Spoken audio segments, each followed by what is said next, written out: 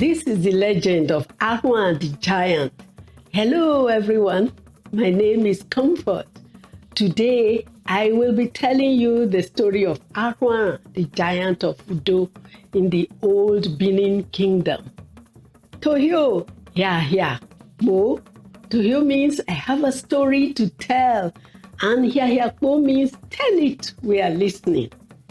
A long time ago, Arwa and Esige were two baby boys born on the same day by two different mothers married to the king of the Benin kingdom named Oba Ozolwa. In those days, the king had several wives and several children. When Arwa was born, he did not immediately let out a cry at birth as most babies do. Rather, Esige, his junior brother born late on the same day, cried as soon as he was born. Therefore, according to the cultural practice at that time, Esige's birth was the first to be reported to King Ozolwa, their father.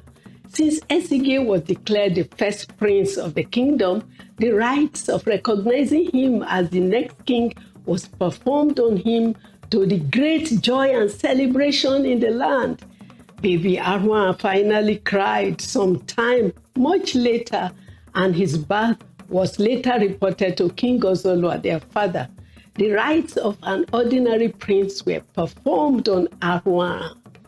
As Arwa and Esige grew up, King Ozolwa, their father, and everybody noticed that Arwa grew far more rapidly than his brother, Esige. In their late teenage years, Arwa was over 7 feet tall and he was huge. He was known for his great energy and feats far and near, like uprooting palm trees and coconut trees with his bare hands and using the entire tree to sweep around his house. He also won many wrestling competitions. Soon, everyone called him Arhuan the giant. Ozolwa, their father, also happily realized that Arwa, his son, was a very great warrior like him. Together, they conquered over 200 towns and villages far and near Benin Kingdom, making the Benin Empire larger and greater. To reward Arwa, King Ozolwa, his father, made him the Duke of Udo, a great town of the Kingdom of Benin at that time. King Ozolwa dressed Arwa in ewivie, a beaded regalia, and iviopagbaru, large coral necklaces. In addition, King Ozolwa gave Arwa the right to rule Udo like a small kingdom, meaning Arwa could appoint a hierarchy of chiefs to rule Udo with him. Till this day, Udo is the only town in addition to Benin City that has this right in the entire kingdom. After seeing what King Ozolwa had given his brother Arwa, Esige was envious. A fierce rivalry began between Arwa and Esige. Even though Esige was always recognized as the heir to King Ozolwa's throne, he detested the success of his brother Arwa the giant and the attention their father, King Ozolwa, gave to him. One day, King Ozolwa went to war at a town called Uzia near Esi, Isiloko, close to Udo. There, King Ozolwa was killed through a conspiracy of his enemies and some of his servants. Before he died, King Ozolwa had told his chiefs and servants that wherever he was finally buried would become the new capital of the Benin Kingdom. When Esige's friends and followers heard this, they quickly informed him. He, Esige, determined to bury his father before Arwa could do so. However, he first went to consult an oracle. The oracle advised Esige to quickly go and collect his father's remains and conceal it in a tattered mat. Esige did so. He successfully tricked all around to think that he had killed an Erue, a deer, and that he wrapped it up in a mat for sacrifice to the ancestors, whereas it was his father's corpse that he had wrapped in the mat.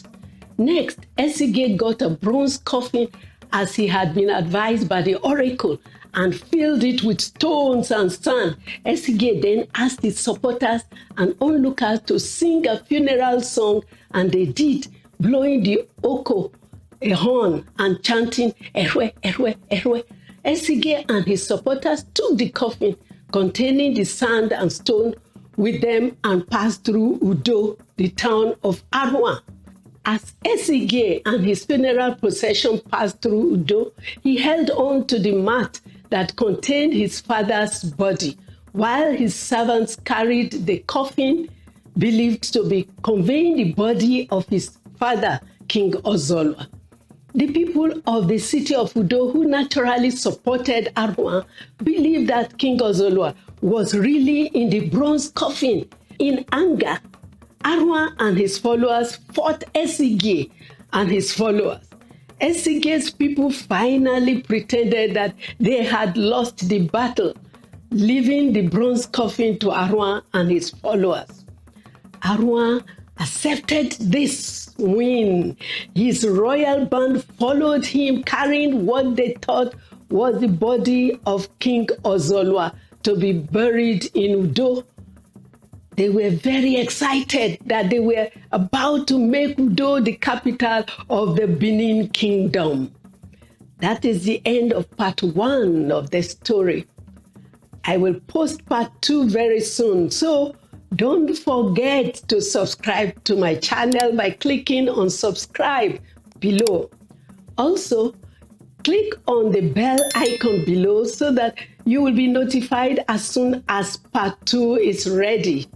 Until next time, Iyase. That means thank you and goodbye for now.